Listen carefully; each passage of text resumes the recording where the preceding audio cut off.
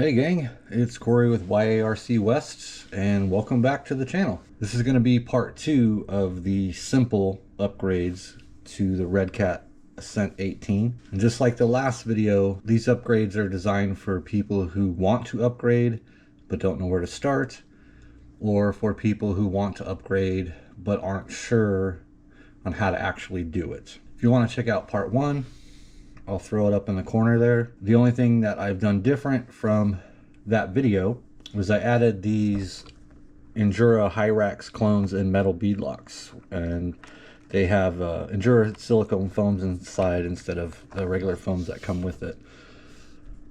These wheels and tires have been working excellent for me, and I will say that this wheel tire combo was literally one of the easiest mounting jobs I've ever done. It was incredibly simple to get these mounted and up, and they performed really well. I'll link them below if you want to check them out. They come as a combo, and then you can buy the inserts separately. Now with all of that, we've added about 100 grams to the vehicle, so it weighs about 100 grams more than the stock truck. We've added some weight to the front, but our brass axle hexes we've added to the front and rear, and our steering link here is brass, and we've also added brass axle covers to the front and the rear.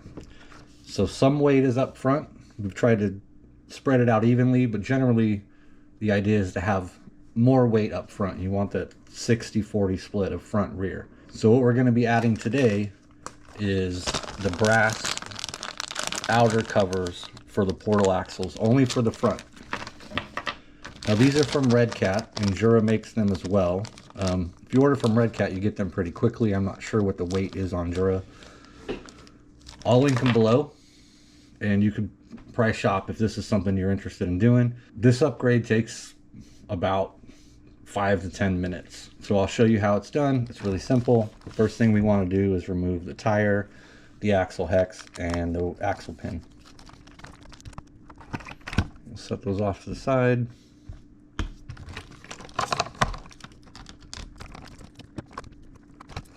So the portal covers, I mean, you can replace the whole housing, but it gets a little more complicated when you do that. So the point of this series is just to keep them real simple. So axle housing is only 4 hexes. Now these are 1.5 millimeter hex. So one thing to keep in mind is we kind of want gravity to work with us.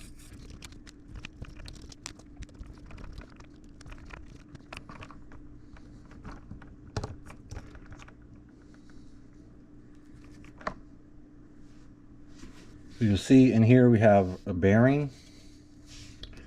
We have a bearing here. We have our gear, and there's a pin in there. So this is what we're going to need to put in the new housing. Tilt it down. You can see we have another gear and a bearing. There's a bearing behind here as well as a pin. So you can see that there's a spot for that.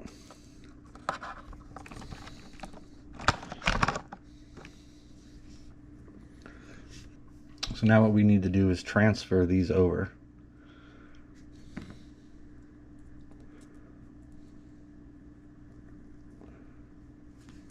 We got to get this pin out.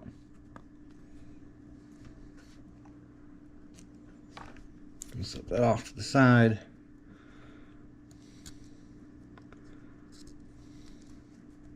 And get the gear out. Set that off to the side. And we got our shaft out. And we got to pop these bearings out and get them placed in here. I get this one out. You can put some force in from this side and it'll pop out, and then you just push it in until it's flat and it'll pop like that.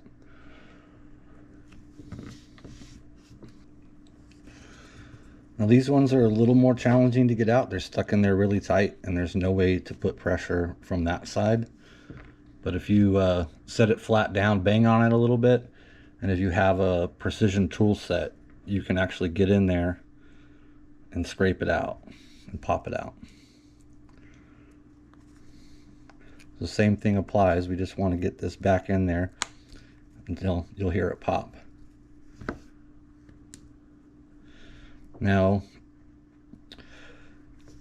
to get this in, you just remember that the thinner side with the hole is what's going to be going in here, right? Because this is where we're going to put our wheel hex pin or axle pin.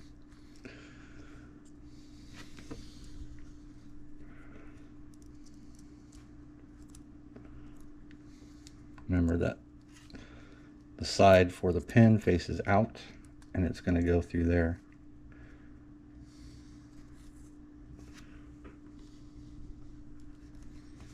And this is a little, it can be complicated if you don't have steady hands like I do. But you just got to be determined. And then from there, use gravity to help you so it doesn't fall out.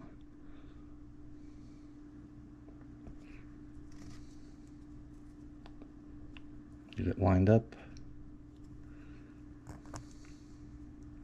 Get it pushed in. Now it's in. Okay. Before we put it back in, we're going to put a little bit of grease in there. Now, if you have a small syringe, it's ideal to use that. You can also use a toothpick. If you don't have any of those around, you can, if you have cotton swabs, you can take that and just clip off the cotton ends because you don't want that in the gear. And then you could just kind of dig in there like that.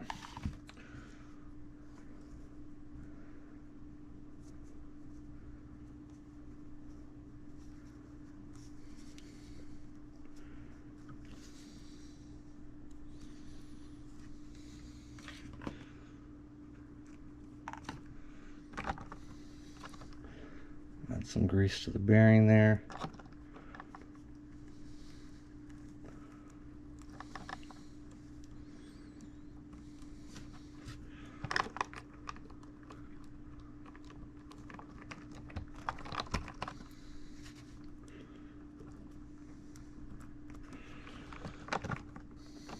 All right, now we got to line this up so the mesh is good.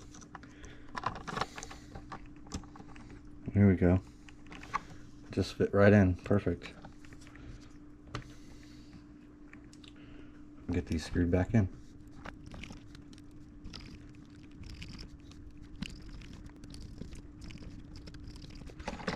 Now the reason I didn't Loctite it is because the housing that it's going into here is plastic. Now you could add a little bit of Loctite just to the end of the threads there that actually go into the metal part. But generally you don't do that for plastic. All right, now let's see if my nimble hands can get this pin in. There we go.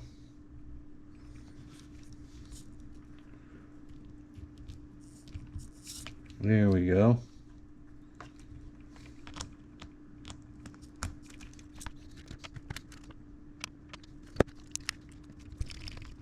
One side's done. Tire's mounted again.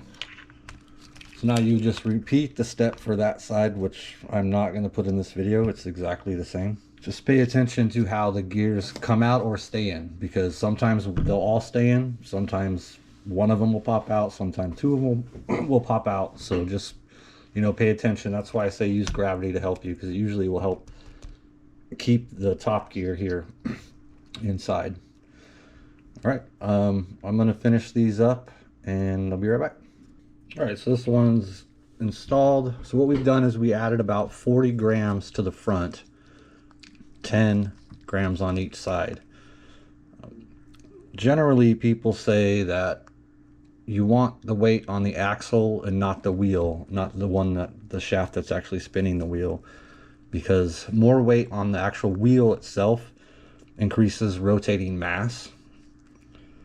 So you want the axle doing more of the work and not the actual shaft as far as keeping the tire down and planted. All right, so I'm going to get the tire mounted up in the body, and then we'll see how how many grams we got now, and it's definitely much heavier in the front, you can tell.